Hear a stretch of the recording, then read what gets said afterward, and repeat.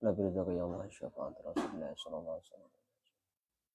الفاتحة. أعوذ بالله من الشيطان الرجيم. بسم الله الرحمن الرحيم. الحمد لله رب العالمين الرحمن الرحيم مالك يوم الدين إياك نعبد وإياك نستعين صراط الذين أنعمت عليهم.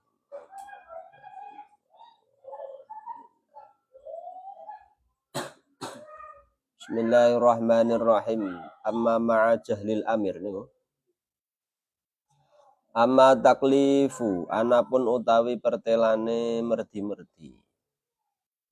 Bisyai'in kelawan nglakoni suwiji-wiji ma'a jahlil amiri sartane ora ngertine wong kang merintah.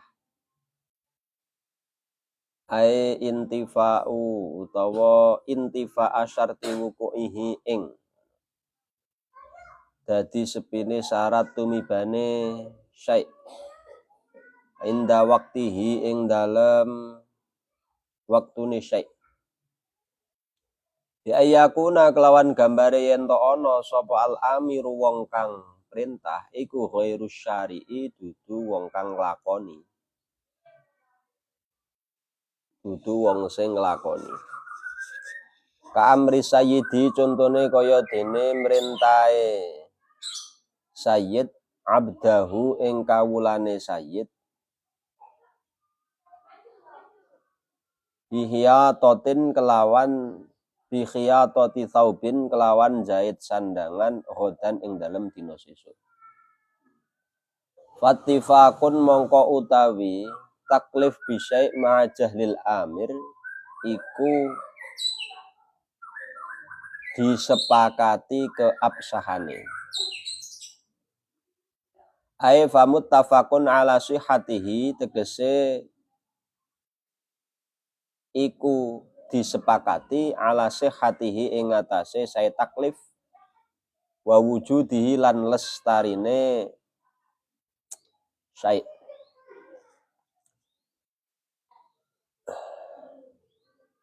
Nek wingi iki si amir adalah si syari'.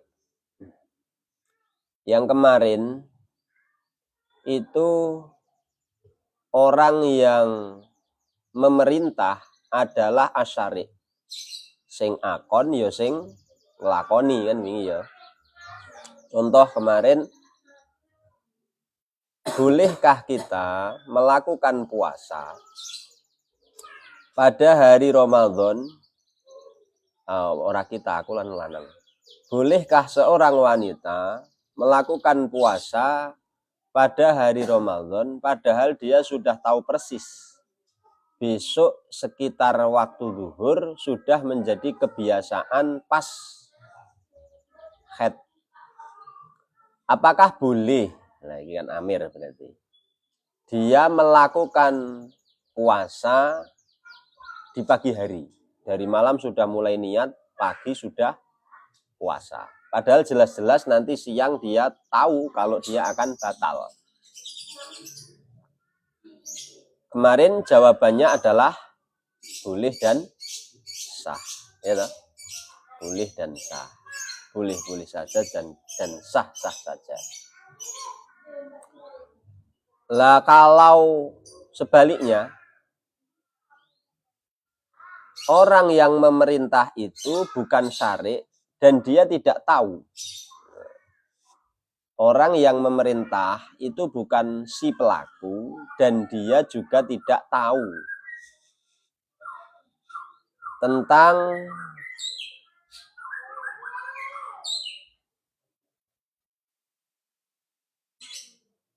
ketiadaan syarat wukuknya dan juga waktunya melakukan syai'un, suatu perkara tersebut. Satu misal, aku ora ngerti nek sesuk-esuk iki arep mati, mama. Terus aku akon karo orang yang ada keterkaitan kontrak dengan saya. Semisal gini, aku duwe kontrak kerja. Saya punya kontrak kerja dengan seseorang yang saya tanda tangani. bahwa besok rumah ini harus kamu kerjakan sampai selesai, dibersihkan atau dicat sampai selesai misalkan. Tapi saya tidak tahu kalau besok Arab mati ya. Saya tidak tahu kalau besok akan mati. Ternyata besok di tengah-tengah pengerjaan atau sebelum selesai pengerjaan saya mati. Apakah kontrak tersebut terhapus? Fattifakun aifamut tafakun ala sihhatihi. Maka keabsahan daripada kontrak tersebut tetap berjalan, tidak bisa terhapuskan. Oleh karena itu, apabila ada akad utang piutang sebelum orang tersebut mati, setelah orang tersebut mati tetap tidak bisa terhapuskan karena sudah ada nilai kontraknya ini tadi. Ini ma'ajahlil amir, kecuali ditanggung oleh ada kafalah tudzimannya, zimanutuyun misalkan mengikuti asuransi jiwa. Nah, misalkan ngono lah itu bisa. Yang menghandle piutangnya otomatis pihak asuransinya atau kafalatudziman fiduyun. Ini ketidaktahuan saya kalau besok akan mati. Maka program-program proyek-proyek semacam itu yang melalui penandatanganan kontrak statusnya tetap berjalan sekalipun orang yang memerintah, yang memberi tender, yang memberikan kontrak ini sudah mati. Oleh karena itu di dalam bab wasiat juga sama. Misalkan bab wasiat itu kan otomatis dijalankan setelah mati. Tapi aku ora ngerti kapan mati ini kan ora ngerti. Tapi lebih spesifik kalau bab wasiat itu dibahas dalam bab sendiri. Ini yang secara umum lah. Ini akad yang secara umum. Paham? Amma taklif bisya'in ma'ajahlil amir fattifakun ay famuttafaqun ala sihhatihi wa wujudihi. Kemarin amir itu asyari, sekarang amir ghairus syari. Amir yang memerintahkan itu juga si pelaku. Terus sekarang yang memerintahkan itu bukan pelaku, dia tidak mengetahuinya.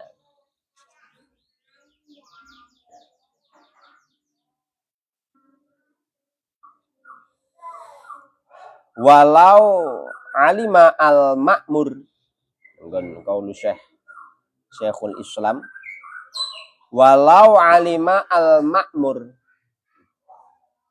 sekalipun orang yang diperintah itu mengerti, sekalipun wong sing dikongkon kuwi ngerti, sekalipun wong sing dikongkon ngerti, tetap muttafaqun ala sihhatihi.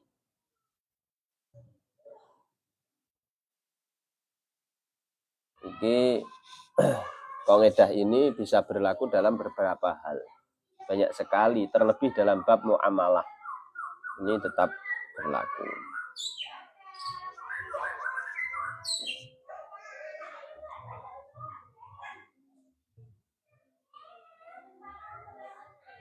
Atau bahkan si pemerintah itu, orang amir tersebut tidak tahu. Misal kayak aku orang ngerti komputer, bagaimana cara menggunakan Excel. Anda ngerti aku, caranya ngedit video, ngedit foto, atau gawe bentuk gambar seperti apa di dalam internet. Aku orang mudeng toh. Atau membuat file seperti apa, saya tidak bisa. Tapi saya punya pekerja, aku duwe karyawan, takon gawekno pamflet tulisane ngene iki, modele ngene iki, bentuke kaya ngene iki, ukurane semene iki. Kan aku ora ngerti to. Ya, aku ra iso. Saya tidak bisa melakukan itu. Ini juga jahlil amir. Ini termasuk kategori ketidakbisaane orang yang memerintah. Tapi dia harus syarek. Tapi saya bukan si pelaku. Saya bukan yang mengerjakan. Fattifakun ala sihati. Ketika kamu menyepakati, dilalah atau yang bekerja dengan saya itu menyanggupi, ya. Dengan budget sekian, programnya seperti ini, maka tetap sah. Tetap apa? Sah. Ketidaktahuan satu, saya misalkan akan mati, atau ketidaktahuan saya dalam hal pengerjaannya. Boleh-boleh saja. Tetap sah. Tapi syaratnya ya tetap kudu mukallaf. Syaratnya ya kudu akil, kudu baligh. Tidak boleh orang safihun, tidak boleh. Paham ya? Jadi kalau kemarin itu al-amir itu kebanyakan adalah asyari si pelakunya, kalau di sini si amir ini bukan asyari atau ghairu syari, dia bukan si pelaku. Khotimatun utawi iki iku ana pungkasan suwiji al hukmu utawi hukum iku qad ya ta'allaku. Terkadang gumantungan apa hukum bi amro ini kelawan rong perkara. Fa aksara mongko luwih akeh. Alat tartibi fayukhramu aljamu. Rupane siji alat tartibi ing atase runtut utawa tertib. Fayukhramu mongko den haramaken apa aljam'u ngumpulaken. Au yubahu utawa den wenangaken apa aljam'u ngumpulaken. Au yusannu utawa den sunataken apa aljam'u ngumpulaken. Lompati wae. Kalimate. Hukum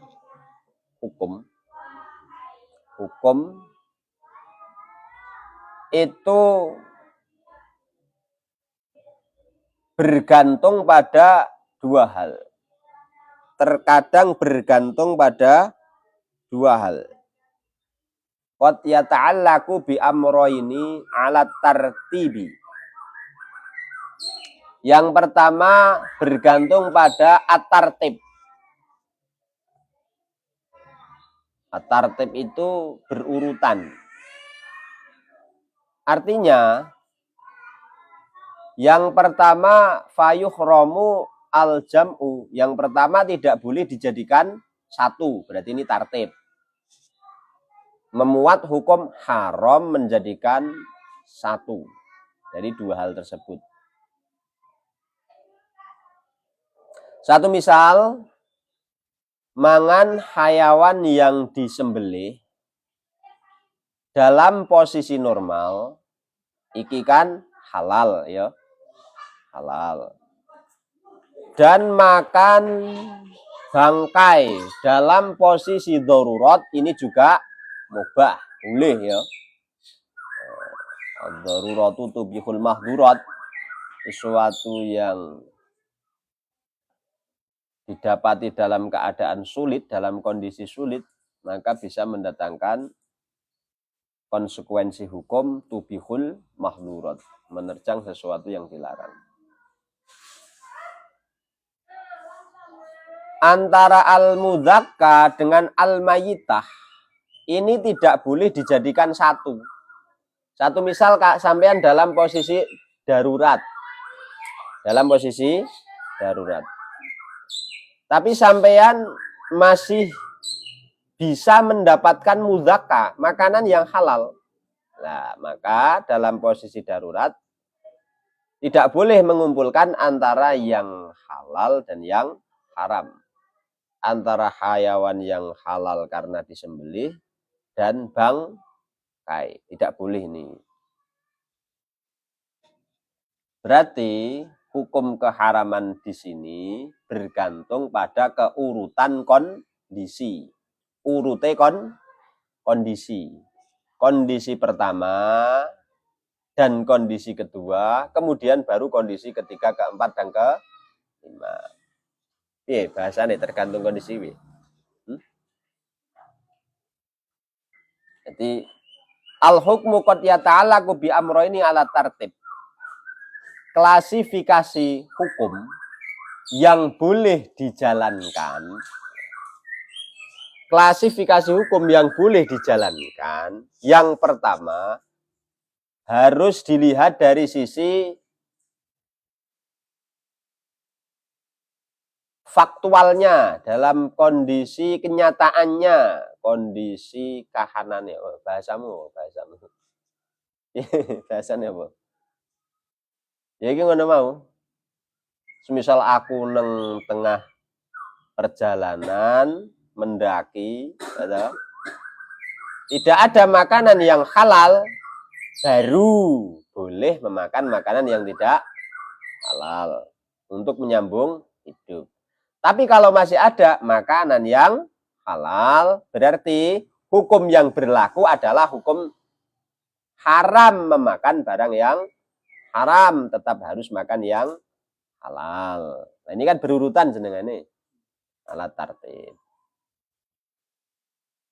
Jadi hukum setelahnya tetap haram, hukum sebelumnya halal, hukum mudzakannya halal, hukum al-mayyitahnya haram. Paham ya? Paham ya? Au yubahu al-jam'u. Yang kedua,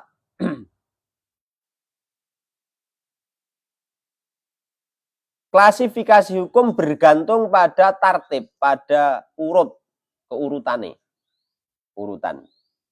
Tapi boleh, konsekuensinya boleh dikumpulkan. Tidak sampai haram, tapi boleh dikumpulkan. Kal wudhu'i wat tayamumi fa innahuma jaizani wa jawazut tayamumi 'indal ajzi 'anil wudhu' wa qad yubahu al jam'u bainahuma ka an tayammama li khaufi batil bur'i minal wudhu'i man ammat daruratuhu mahallal wudhu'i thumma tawaddu'a mutahammilan lima syaqqati batil bur'i wa in batola bi wudhu'ihi tayammama lintifa'i faidati. Yang kedua adalah mengumpulkan dua hal yang sama-sama boleh. Mengumpulkan dua hal yang sama-sama boleh. Satu misal, dalam posisi dingin. Dalam posisi dingin.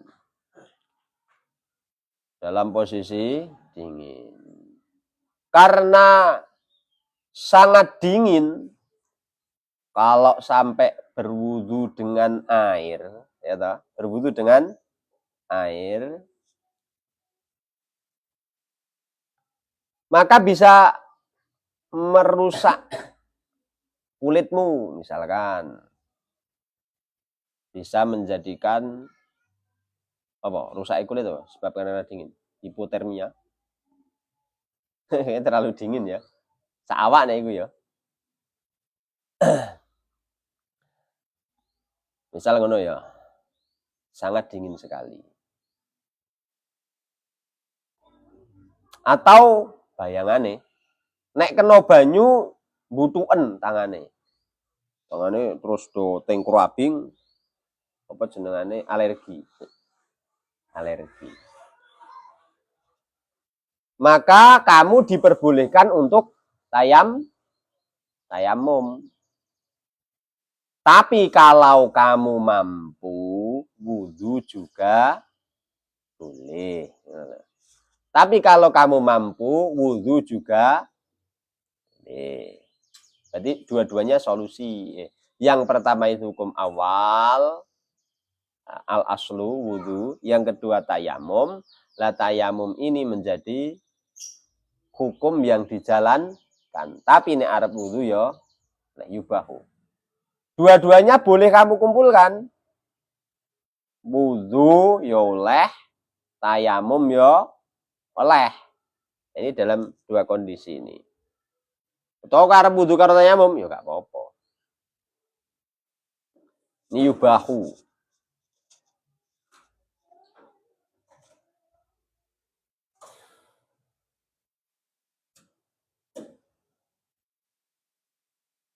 Paham ya? Bahu. Nah, kondisi-kondisi dua ini banyak sekali kita temukan. Berarti ini latihan kita mengambil sikap. Al-hukmu qad yata'allaqu bi amrayni ala tartib ini bisa menjadi urutan kita mengklasifikasi suatu masalah sehingga kita bisa memutuskan secara cepat.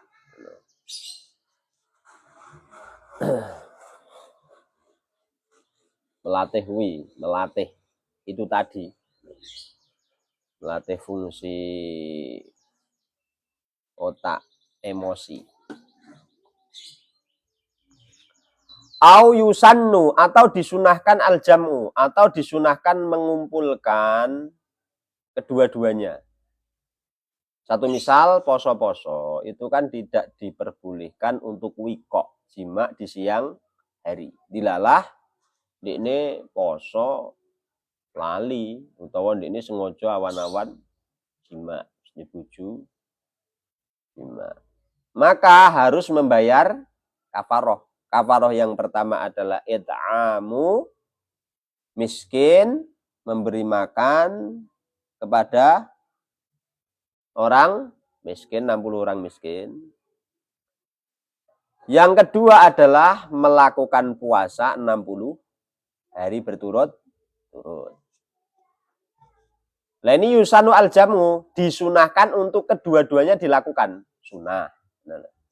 Sunnah kedua-duanya dilakukan. Yo bayar kafaroh, yo poso sunnah. Boleh.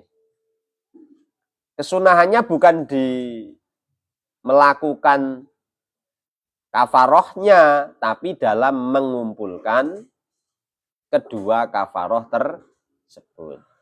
Klasifikasi urutannya yang pertama adalah sing wajib kuwi it'amu masakin. Nek ora mampu lagi poso. Ning sunnah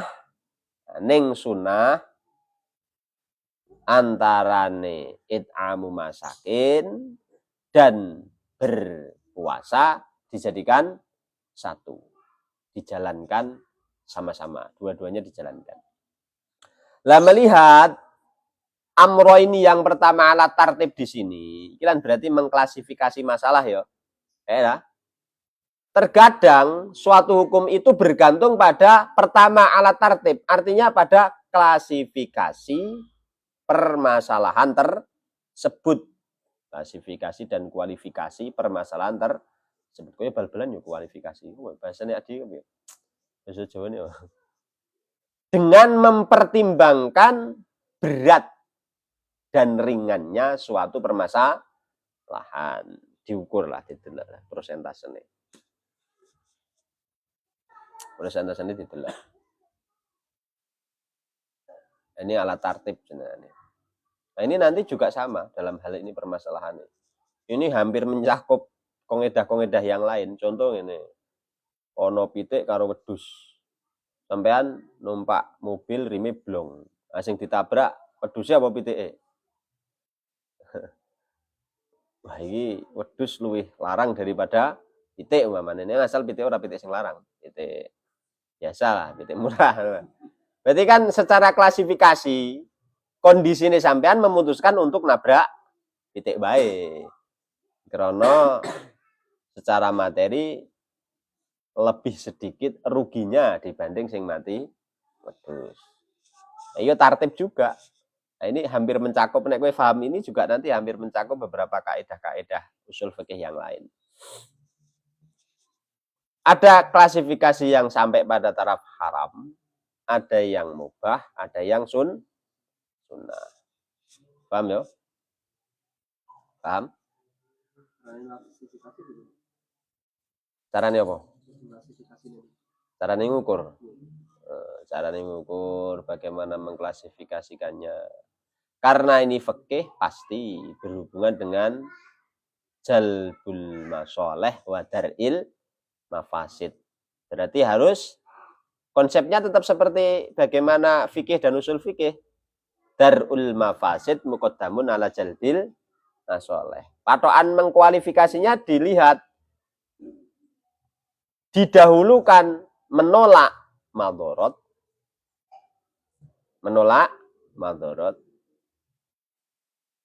menolak kerusakan, baik secara materi ataupun secara ruhani.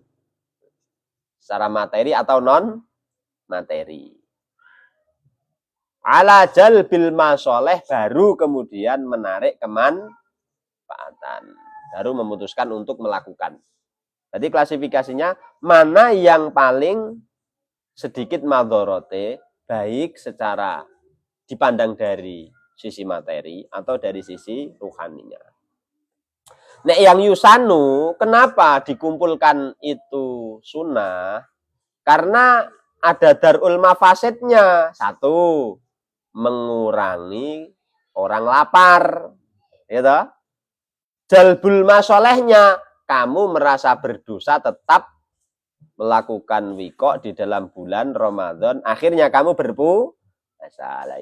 Berarti konsepnya tetap cara mengkualifikasi apa suakasinya. Bahasanya dewi apa lho? Sebenarnya dewi. Bahasanya dewi mempertimbangkan ya bahasanya dewi. Hah? Kitab nopo Jamil Jawame, nih kitab Syarah Jamil Jawame. Enggak dibantu selain bahasa kualifikasi niku nopo. Qad yuta'allaku bi amrayni 'ala tartib. Iya toh? Diurutke lho bahasanya dia diurutke. Permasalahan diurutke dengan mempertimbangkan sesuatu di luar permasalahan itu. Apa jenengan?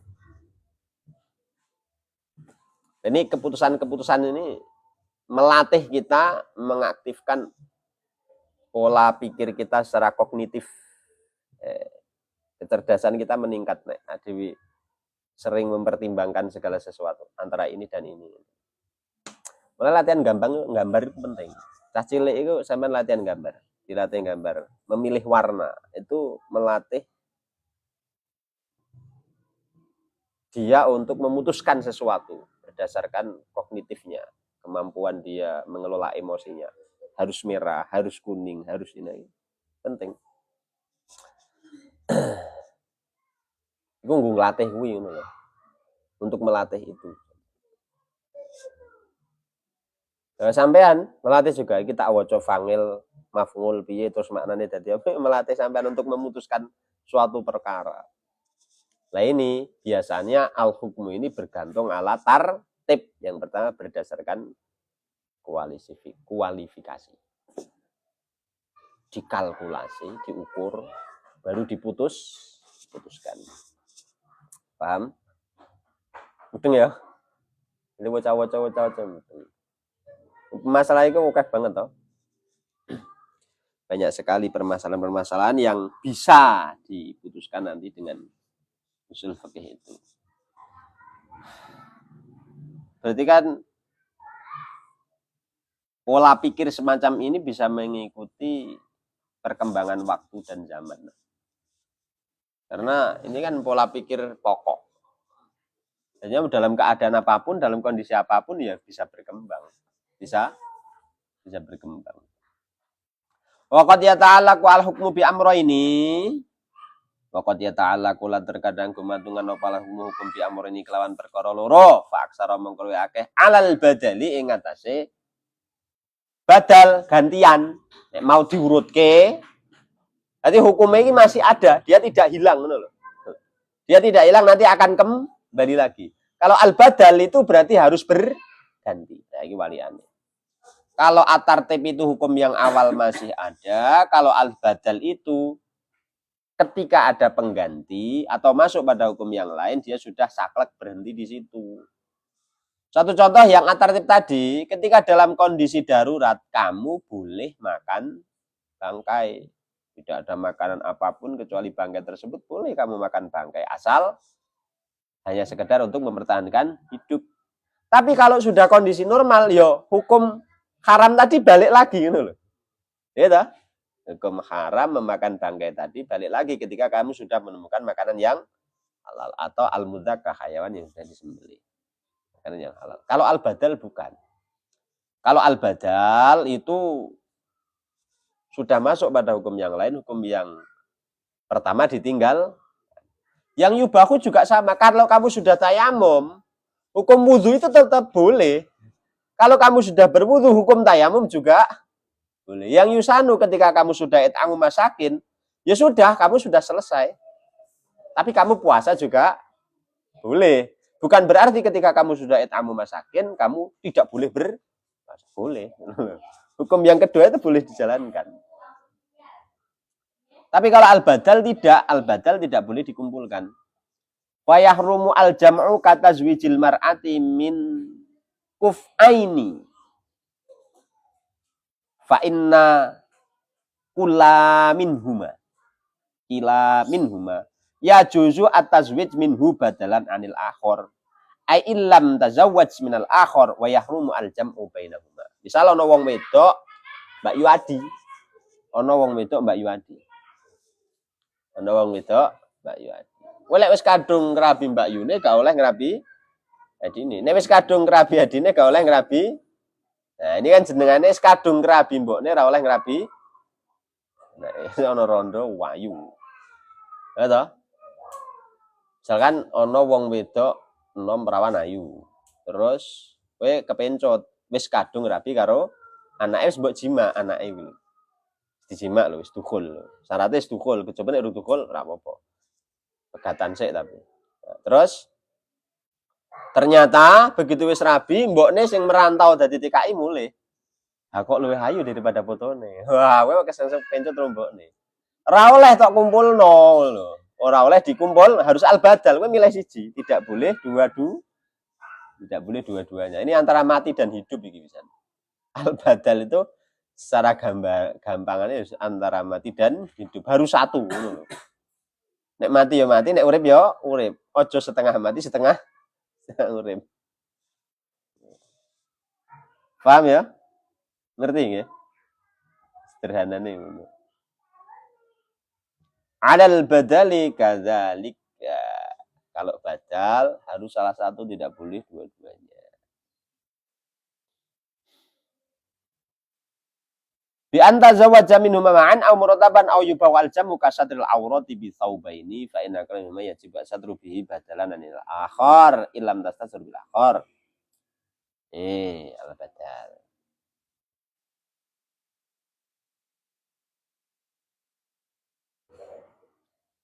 Yang pertama sama, keharaman, tidak boleh dijadikan satu. Yang kedua, yubahu al jam'u, boleh dikumpulkan. Boleh dikumpulkan. Seperti menutup aurat dengan dua pakaian. Misalnya ini kan sarungku kan bolong ya. Kena rokok bolong. Terus tak buntel nganggo serban sing sebelah kene. Bila aku nggawa serban tak talekke kene kan berarti sing bolong malah kene. Terus tak tutupi nggawa serban ngene. Salate sah gak? Hah? Sah ora? Kian sarung. Bolong. Nah, ki salat lah gak sah. Terus tak tutupi nganggo serban ngene, tak taleni ngene. Kan sing ketutup ngarep sing mburi kan ora. Ya ta? Nah, ini sah ora? Salate. Hah? Sing mburi tetep sarung biasa ngene to ya, mosok ya bolong iki to. Ngene. Sah to? Padahal sarung sing tak nggo iku bolong. Lah ini boleh. Jadi tidak harus mengganti pakaian yang bolong dengan pakaian yang tertutup. Tapi cukup kamu tutupi pakaian yang bolong tersebut agar sah sholat. Itu boleh. Itu metode nambal ban. Gampangan eling-eling. Ketika ban bocor, kok isi HP tidak harus kamu ganti, ditambal ke yo. Nah, eling-eling ngono lak gampang. Ini halal badal yang kedua itu namanya yubahu boleh. Boleh.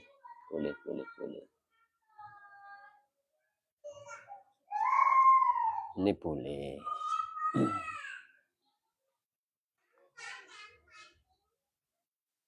Atau yusannu.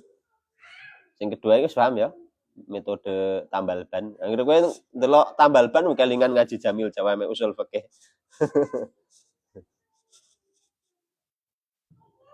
Tapi melatih daya ingat karo melatih apal-apalan dengan tanda-tanda atau dengan angka, ini atau dengan suasana ngono. Ngono kuwi. Ndelok tambal ban kelingan usul fikih. Ya toh? Delok apa-apa jadi gambaran nek dhewe langsung muncul. Ayusanu aljamu atau sunnah dikumpulkan di antara keduanya. Yaitu pertama khisoli kafaratul yamin. Beberapa model macam-macam kafaratul yamin. Ini sunnah untuk dikumpulkan menjadi satu. Alal badal. Tapi tadi ditumpuk, no. Konsentrasi hukumnya tetap dulu. Kalau alal badal itu konsentrasi hukumnya tetap satu. Tidak boleh berpindah. Tadi konsentrasi hukumnya harus milih satu. Pak, antara mati dan hidup ini harus alal badal. Ayusanu aljamu kakhisoli kafaratul yamin. Beberapa kafaratul yamin. Misal kafaratul yamin memberi makanan kepada orang miskin, atau memerdekakan budak, atau berpuasa 3 hari berturut-turut, misalkan beberapa sumpah yang dilanggar, kan 3-3-nya ini menjadi kafaroh toh, kafaroh. Target tujuannya itu bukan, fokusnya bukan pada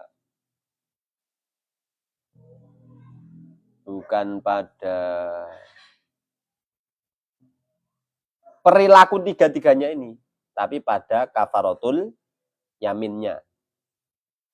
Pada kafaratul yaminnya.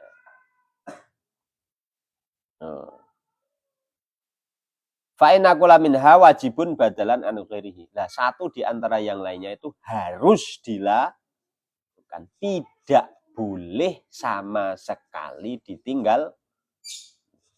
Fokusnya kan degon kafaroy. Bukan pada le melanggar sumpah terus harus ngijoline. Bukan pada perilakunya. Bukan pada idku rokobatinya, puasanya, atau memberi makan dan yang lainnya. Bukan pada itunya. Tapi harus ada yang dilakukan sebagai kafaroh. Tidak boleh sama sekali ditinggalkan semuanya. Tidak boleh. Itu dipilih salah satu. Ai ilam yaf'al ghairahu min apabila tidak melakukan selain daripada 3-3-nya tersebut.